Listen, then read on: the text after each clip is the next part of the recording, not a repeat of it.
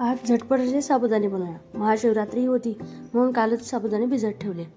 आता छान भाजलेले शेंगदाणे घेतले, त्यांना मिक्सरमध्ये बारीक करून घेतले. आता इकडे 5-6 हिरव्या मिरच्या घेतल्या आहे, त्या तेलात तळून घेतल्या. त्यात अर्धा चमचा मीठ टाकलं आणि 1 चमचा दाणे पावडर टाकली. मिक्स करून घेतलं छान. तेलामध्ये 1 चमचा जिरं टाकलं, 2-3 बारीक चिरलेल्या हिरव्या मिरच्या, बटाटे छान असं परतवून घेतलं. झाकण ठेवून देऊया, 2 मिनटं राहू देऊया. त्यानंतर त्यात साबुदाणे टाकले, ते मी रात्रीच भिजवून ठेवले होते.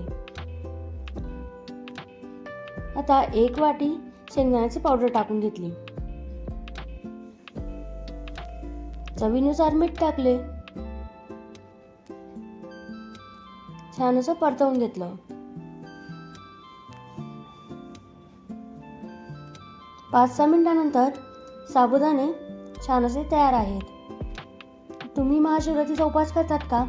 कमेंटमध्ये नक्की सांगा. आणि झटपट अशा टेस्टी रेसिपी पाहण्यासाठी चॅनलला सबस्क्राईब नक्की करा. भेटूया नेक्स्ट व्हिडिओमध्ये. बाय. रेसिपी आवडली असेल तर लाईक करा.